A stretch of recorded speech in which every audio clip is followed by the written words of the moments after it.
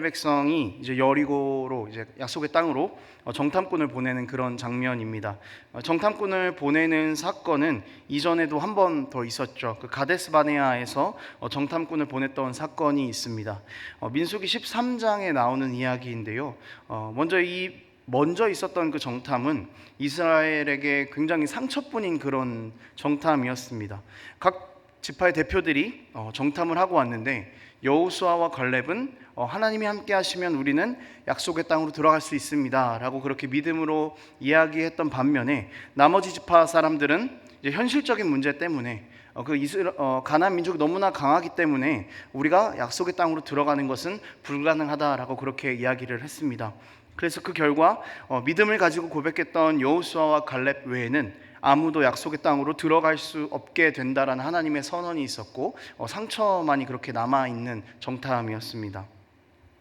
오늘 이 정탐은 약속의 땅으로 들어가게 된다고 확정을 받은 여호수아가 후에 요단강을 건너기 전에 다시 한 번 더 정탐을 하는 그런 부분입니다. 가데스 바네아의 정찰은 이렇게 상처뿐인 결과를 낳았지만 반면교사로 하나님을 계속해서 신뢰해야 한다, 하나님 계속 함께 하신다라는 그런 교훈이 남아 있었습니다. 이스라엘이 광야 생활을 하면서 저질렀던 큰 사건, 그 불순종의 이유에는 반드시 하나님을 신뢰해야 된다라는 그런 결론들이 도출이 되었습니다. 그렇기 때문에 오늘 여호수아가 행하는 이 정탐도 분명히 어떤 교훈이 있을 것으로 생각이 됩니다. 오늘 이 본문을 통해서 하나님께서는 이스라엘 백성에게 어떤 교훈을 주고 싶으셨을지, 그리고 또 우리에게는 어떤 이야기를 하고 싶으셨을지 우리가 이것들을 함께 나누는 시간이 되었으면 좋겠습니다. 여호수아가 정탐꾼들을 보냅니다. 거기서 정탐꾼들은 라합이라는 기생과 만나게 됩니다. 여기서 기생이라고 번역을 하고 있는데 다른 번역본들을 보면은 창녀라고 그렇게 번역을 하고 있습니다. 아무튼 그래서 그 라합이라는 그 창녀의 집에 정탐꾼들이 머무르게 됩니다. 이미 근데 여기서부터 긴장 관계가 시작되는 것입니다. 유숙했다라는 단어를 사용하고 있는데요, 이것은 머물렀다라는 거죠. 가나안 족속과 전쟁을 하기 위해서 정탐을 하러 온 정탐꾼들이 가나안 족속의 사람의 집에서 유숙하고 있다라는 것 자체가 이미 상황이 조금 이상한 그런 상황인 것입니다. 심지어 이 여리고의 왕은 이스라엘이 정탐꾼을 보냈다라는 사실을 알고 있었습니다. 그리고 이 라합의 집에 정탐꾼들이 숨어 있다라는 아주 구체적인 정보까지 알고 있는 그런 상황이었습니다. 이런 상황에서 그 여리고의 왕이 라합에게 사람을 보냅니다. 그리고 그 정탐꾼들 어디 갔냐, 내놔라, 이제 이렇게 이야기를 하는 거죠. 그러니까 긴장 관계가 이미 처음부터 바로 형성이 되고 있는 것입니다. 숨어 있는 정탐꾼들은 라합이 취할 행동에 굉장히 촉각을 곤두세우고 있었을 것 같아요. 왜냐하면 라합이 이렇게 자기를 찾아온 사람들에게 사실 제가 당신들이 오실 줄 알고 정탐꾼들이 도망가지 못하게 가두어 두었습니다 라고 한다면 정탐꾼들은 꼼짝없이 죽을 수밖에 없는 그런 상황인 것이죠. 그리고 이 라합이 솔직하게 이야기한다고 해도 전혀 이상할 것이 없는 그런 상황입니다. 왜냐하면 라합은 여리고 사람인 거죠. 가나안 족속이기 때문에 우리 편이 아니잖아요. 근데 우리 편이 아닌 사람이 나를 판다? 그게 그다지 이상한 상황은 아닌 거죠. 그래서 이 라합이 어떤 말을 할까, 이제 그 숨어있는 정탐꾼들은 가슴을 졸이고 이렇게 귀를 기울이고 있었을 것 같습니다.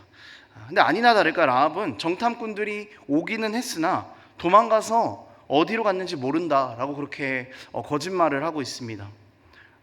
라합은 여리고의 반역자가 되었습니다. 그래서 라합의 이런 거짓말이 괜찮은 것인가에 대한 그런 이슈들을 여전히 많이 남아 있습니다. 성경에는요, 여러분, 크고 작은 거짓말들이 많이 나옵니다. 특히 창세기에 이 거짓말들이 많이 등장하는데 저는 야곱이 굉장히 많이 떠오르더라고요. 그러니까 야곱은 거짓말로 그 가족 자체를 다 박살 내버린 사람입니다. 이런 거짓말이 괜찮은 일이다라고 정당화될 수는 없습니다. 거짓말은 거짓말이기 때문이고 거짓은 당연히 하나님께서 싫어하시는 것이기 때문이죠. 하지만 오늘 본문에서 이 라합의 거짓말은 믿음이라는 기준으로 봤을 때 라합의 행위가 옳았다라고 평가를 내릴 수 있겠습니다. 히브리서 11장을 보면은요, 라합에 대한 이야기가 나오는데요, 저희 함께 읽어보도록 하겠습니다. 히브리서 11장 31절입니다. 읽겠습니다. 시작. 믿음으로 기생 라합은 정탐꾼을 평안히 영접하였으므로 순종하지 아니한 자와 함께 멸망하지 아니하였도다. 자, 라합이 거짓말을 한 것은 맞습니다. 거짓말이 도덕적으로 잘못된 것도 맞습니다. 하지만 성경에서는 오히려 이 거짓말을 한 라합을 순종하는 사람이다라고 그렇게 이야기를 하고 있습니다. 이 라합이 했던 이 거짓말에서 중요했던 것은 라합이 하나님을 신뢰했느냐 신뢰하지 않았느냐, 그 약속의 땅으로 이스라엘이 들어갈 것이라는 그 하나님의 약속에 라합이 순종했느냐 순종하지 않느냐에 더 강조점을 두고 있다라는 것이죠. 그리고 또 야고보서에서도 역시 라합에 대해서 이야기를 하고 있는데요, 2장 25절에 이렇게 나와 있겠습니다. 한 번 더 읽겠습니다. 시작. 또 기생 라합이 사자들을 접대하여 다른 길로 나가게 할 때에 행함으로 의롭다 하심을 받은 것이 아니냐. 그러니까 라합을 이미 믿음을 가진 자로 이렇게 전제를 하면서 라합의 행위가 옳다라고 이야기를 하고 있습니다. 그래서 이 라합이 거짓말을 한 것이 잘했다 잘못했다라는 이야기를 하기보다 정탐꾼을 접대하면서 살리면서 그 하나님의 계획을 신뢰했다라는 것에 더 큰 초점을 맞추고 있는 것이죠. 그러니까 거짓말한 게 잘했다 잘못했다를 이야기하는 것이 아니라 강조점 자체가 아예 다른 것입니다. 아무튼 정탐꾼들은 이 라합이 좋게 이야기를 해주는 바람에 목숨을 건졌습니다. 이 정탐꾼들이 이 라합을 만난 것은요, 여러분 사실 결코 우연은 아닐 것입니다. 라합을 만난 것부터 또 라합이 거짓말을 해줌으로써 정탐꾼들을 살린 모든 일들이 우연이 아니라 하나님의 이 섭리 안에서 일어난 일들이다라는 것이죠. 그렇다면 이 라합의 이야기가, 라합과 정탐꾼의 이야기가 하나님의 섭리라고 한다면은 질문이 한 가지가 남습니다. 하나님께서는 무엇 때문에 라합을 통해서 정탐꾼들을 살리셨을까에 대한 그 의문이 한 가지가 남는 것이죠. 이제 이 질문에 대한 대답을 하나님께서는 라합의 입을 통해서 직접 들려주십니다. 본문의 9절에서 11절까지 말씀인데요, 저희가 한 번 더 같이 읽도록 하겠습니다. 시작. 말하되 여호와께서 이 땅을 너희에게 주신 줄을 내가 아노라. 우리가 너희를 심히 두려워하고 이 땅 주민들이 다 너희 앞에서 간담이 녹나니 이는 너희가 애굽에서 나올 때에 여호와께서 너희 앞에서 홍해물을 마르게 하신 일과 너희가 요단 저쪽에 있는 아모리 사람의 두 왕 시온과 옥에게 행한 일 곧 그들을 전멸시킨 일을 우리가 들었음이니라. 우리가 듣자 곧 마음이 녹았고 너희로 말미암아 사람이 정신을 잃었나니 너희의 하나님 여호와는 위로는 하늘에서도 아래로는 땅에서도 하나님이시니라. 정탐꾼들이 이제 눕기 전에 라합과 잠깐 그렇게 이야기를 했다라고 본문에서 이야기를 하죠. 그런데 그녀의 입에서 나온 이야기는 굉장히 뜻밖의 이야기였습니다. 어떤 이야기냐면 오늘 읽은 본문의 이야기입니다. 나는 하나님을 믿습니다라는 이야기였습니다. 라합은 이방인이었습니다. 그리고 창녀였죠. 태생으로 보나 직업적으로 보나 하나님으로부터 가장 멀리 떨어져 있는 사람인데 그 사람이 하나님에 대한 신앙 고백을 하고 있는 것입니다. 10절에 보면은 우리가 들었다라는 이야기를 하고 있습니다. 그러니까 라합이 믿음이 생긴 것은 하나님께서 이스라엘에게 그 과거에 행하셨던 일들을 듣고 믿음이 생겼다라는 것이죠. 이것은 역시 믿음은 들음에서 난다라는 그 로마서의 말씀을 떠올리게 합니다. 정탐꾼들은 라합의 신앙 고백을 듣고 뭔가 머리를 한 대 맞은 것처럼 멍했을 것입니다. 물론 믿음으로 하나님의 인도하심으로 약속의 땅 근처까지 오기는 했지만 이제 그 약속의 땅으로 들어가면은 전쟁을 해야 됩니다. 전쟁을 대비하고 또 이렇게 잘 준비하기 위해서 정탐을 하려고 들어온 것이죠. 그들의 마음 가운데에는 불신까지는 아니었어도 그 전쟁에 대한 두려움들이 여전히 존재하는 것입니다. 40년을 광야에서 헤맸습니다. 제대로 된 군대라고 보기도 어려웠을 겁니다. 이렇게 두려움에 떨고 있는 이들에게 하나님께서는 라합을 통해서 무엇을 붙잡아야 사는지, 너희가 무엇을 기억해야 되는지를 다시 한번 상기시켜 주시는 것입니다. 이 라합이 이스라엘 이 정탐꾼들에게 했던 이야기는요, 마치 모세가 신명기에서 했던 그런 설교처럼 들려집니다. 모세는 신명기 앞부분에서 약속의 땅에 진입하기 전에 있는 그 새로운 세대들에게 과거에 하나님께서 하셨던 일들을 다시 한번 상기시키는 그런 장면들이 나옵니다. 그리고 이 라합의 신앙 고백도 하나님께서 이스라엘에게 과거에 어떤 일을 행하셨는지, 그러니까 불가능했던 상황들을 어떻게 역전시켜 오셨었는지 그렇게 정탐꾼들에게 상기시키는 이야기다라는 것이죠. 정탐꾼들이 이 이야기를 듣고 다시 그 이스라엘 진 가운데로 돌아갔을 때 가서 전하지 않았겠습니까? 아마 정탐을 마치고 가서 이렇게 이야기했을 것 같습니다. 여러분, 우리가 무사히 다녀왔는데 그곳 사람 중에 이제 라합이라는 사람을 만났습니다. 그런데 그 사람이 이방인임에도 불구하고 하나님께서 우리에게 행하셨던 과거의 일들을 모두 들어서 알고 있다라고 우리에게 이야기했습니다. 심지어 들었다는 것을 넘어서서 하나님을 믿는다고 우리 앞에서 고백을 했습니다. 그 사람의 고백이 마치 우리에게 하시는 하나님의 말씀처럼 들렸습니다. 전쟁을 앞두고 두려움 가운데 있는 우리에게 다시 한번 힘을 주는 그런 말씀처럼 우리가 듣고 왔습니다. 여러분, 우리 믿음을 가지고 약속의 땅으로 들어갑시다. 이렇게 이야기하지 않았겠습니까? 이스라엘에게 하나님께서 어떻게 행하셨는지를 기억하라고, 두려워할 것이 없다고 그 정탐꾼과 라합을 만나게 하심으로써 이제 하나님께서 일하고 계시는 것을 여전히 보여주고 계신 것이죠. 이 정탐꾼과 라합이 만나게 하는 이 하나님의 섭리는 다시 이스라엘 백성을 믿음으로 준비시키시려는 것이었습니다. 하나님을 신뢰하는 백성으로 다시 한번 세워가기 위함이었습니다. 여러분, 하나님께서 이 자신의 백성들을 설득하고 세워가는 방법으로 사용하신 것이 라합이라는 사람의 믿음이었습니다. 이 라합의 믿음은요, 여러분, 자신의 모든 삶을 다 건 그런 믿음이었습니다. 라합이 정탐꾼들을 고발했더라면은 사실 그다지 위험을 감수할 필요는 없는 것이죠. 어쩌면 국가적인 영웅이 되었을 수도 있겠습니다. 정탐꾼을 잡다니. 나라를 위협하는 원수들을 잡는데 큰 공을 세운 라합은 이 기생이라는 신분을 탈피할 수도 있는 꽤나 달콤한 유혹에 직면했었을 것입니다. 이 외적으로 봐도 라합이 이스라엘을 선택할 이유는 없어 보였습니다. 가나안 땅에서 이미 군사력을 잘 갖추고 있는 군대와 반대로 40년을 헤맸던 이스라엘 민족이 전쟁을 하게 된다는 것, 누가 이길지 불보듯 뻔한 그런 전쟁이지 않습니까? 이스라엘 백성은 40년을 헤맸습니다. 먹을 것도 없이 하나님께서 주시는 것만 먹으면서 그렇게 하루하루 살았던 백성들이었습니다. 전쟁 준비를 제대로 했을 리가 없습니다. 어느 정도의 장비가 만약에 구비가 되어 있었다고 해도 훈련 한번 제대로 하지 못한 오합지졸의 군대였을 것입니다. 굳이 이스라엘 백성에게 하나 있는 것을 뽑아보자면 40년을 걸어 다녔던 기초체력 정도였을 겁니다. 가나안 족속에 준비된 병사들과 이스라엘의 싸움은 보나마나한 싸움이었습니다. 가나안 족속과 이스라엘의 군사력을 보여주고 어디가 이길지 선택해보자고 한다면 100이면 100 가나안 족속을 선택할 수밖에 없는 그런 전쟁이었다라는 것이죠. 그러나 라합은 그런 것들을 생각하지 않았습니다. 오직 라합은 하나님이 어떤 분이셨는가, 하나님께서 어떤 일을 행하셨던 분이었는가만을 생각했습니다. 그러니까 하나님을 믿는 믿음만 라합은 생각했던 것이죠. 여러분, 라합의 믿음은 도박이었습니다. 죽든지 살든지의 문제였습니다. 단순하게 저 하나님 믿어요, 하나님의 약속을 신뢰해요 라고 이 말에서만 그칠 수 있는 것이 아니라 자신의 삶 전체를 다 걸지 않고서는 행할 수 없는 그런 믿음이었다라는 것이죠. 하나님을 믿는 믿음을 위해 라합은 자신에게 올 생명의 위협도 배제했고 자신에게 올 수 있을 것으로 판단되는 세상의 이익도 배제했습니다. 그러니까 하나님을 가장 큰 상급으로만 믿었다라는 것이죠. 이렇게 자신의 모든 삶을 다해서 믿음을 실천한 라합을 하나님께서 인도하십니다. 마태복음 1장에서는 아브라함과 다윗의 자손 예수 그리스도의 계보다라고 시작하면서 예수님의 족보를 이야기하는 부분이 있습니다. 여기에 라합이 등장한다는 거 우리 다 알고 있을 겁니다.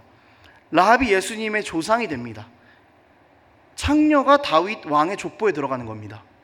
이스라엘 백성을 이끌었던 모세도 지금 가나안으로 들어가서 전쟁을 해야 하는 여호수아도 너무나 위대한 믿음의 사람들이었지만 예수님의 족보에 이름을 올리지는 못했습니다. 그런데 이방인이었던 창녀였던 라합이 하나님 나라 왕의 족보에 들어가게 되는 것입니다.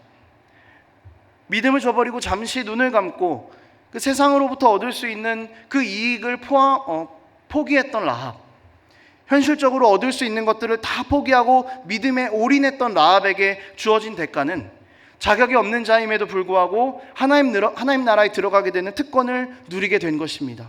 세상에서 받을 수 있는 상급을 다 포기한 라합에게 주어진 가장 큰 상급은 구원이었습니다. 하나님 그 자체였습니다.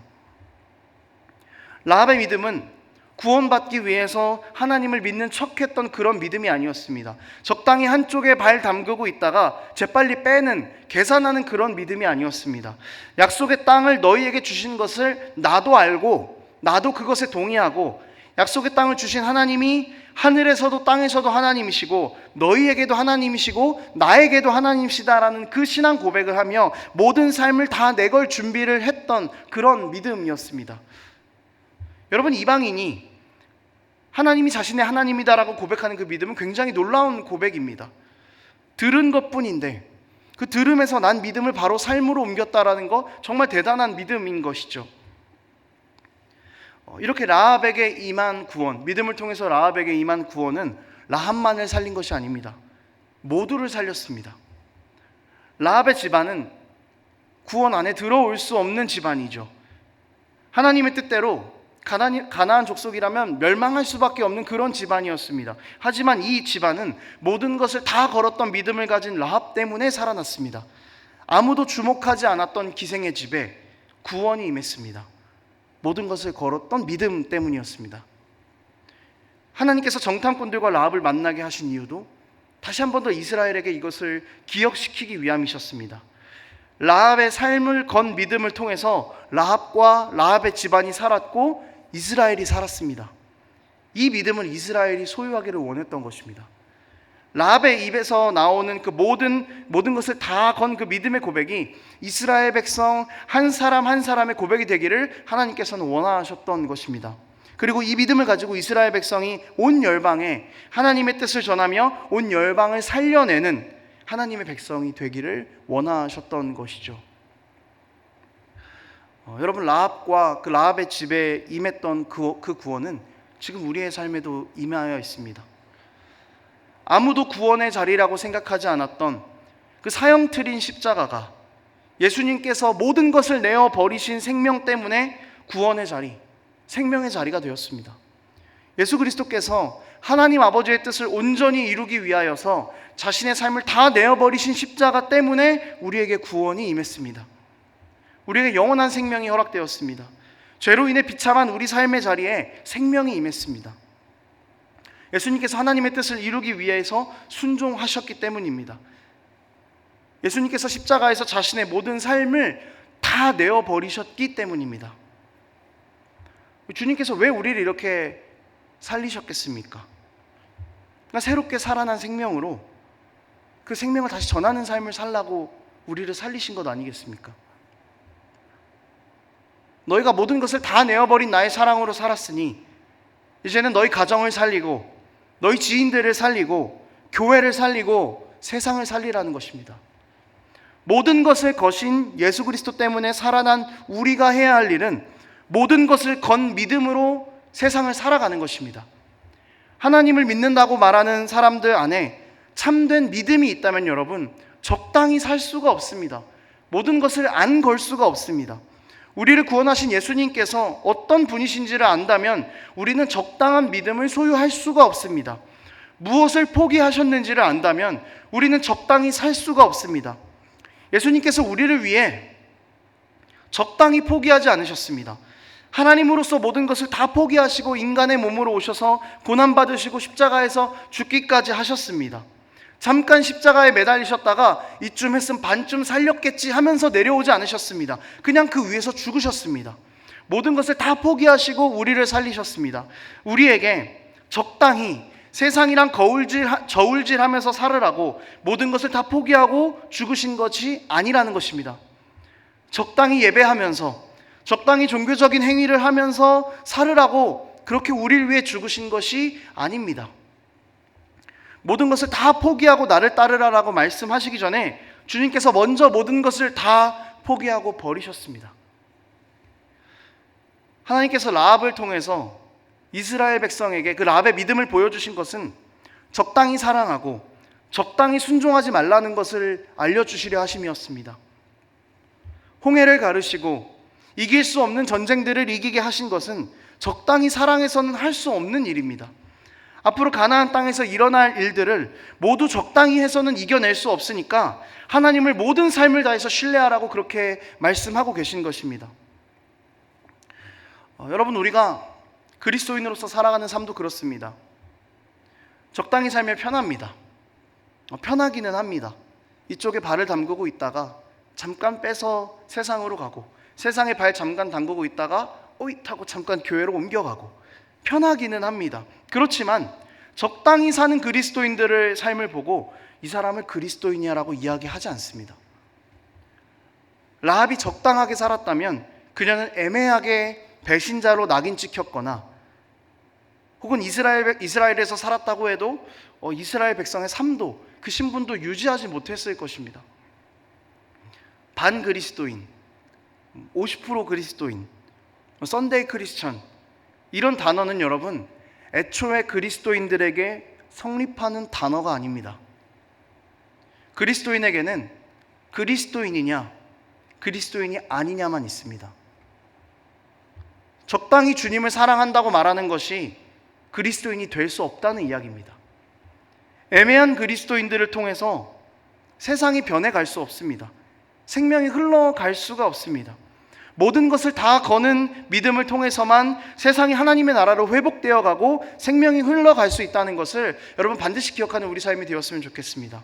그리고 우리의 삶을 다 걸고 모든 것을 다 건 믿음을 가지고 세상 가운데에서 그리스도인의 사명을 감당하며 살아갈 수 있는 우리가 되기를 원합니다. 하나님께서 그러기 위해서 우리를 부르셨습니다. 예수님께서 그러기 위해서 우리를 위해 모든 것을 다 쏟아버리시고 죽으셨음을 기억하는 우리의 삶이 되기를 원합니다. 여러분, 말씀을 좀 정리하겠습니다. 여러분, 어떤 신앙을 소유하고 계십니까? 어떤 믿음을 소유하고 계십니까? 적당한 믿음입니까? 온전한 믿음입니까? 이제 우리 삶의 모든 것을 건 믿음으로 우리에게 주어진 그 사명의 자리를 살아내는 우리가 되기를 원합니다. 우리 주님께서 모든 것을 다 걸고 우리를 사랑하셨듯이 우리도 모든 것을 다 걸고 우리에게 허락된 영혼들을 사랑하기를 원합니다.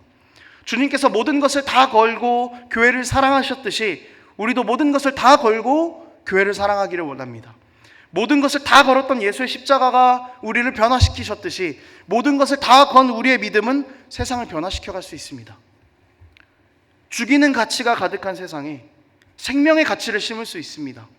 경쟁과 시기와 질투가 이기심이 가득한 세상에 평화의 가치를 심을 수 있습니다. 여러분, 모든 것을 다 건 믿음으로 살아가십시오.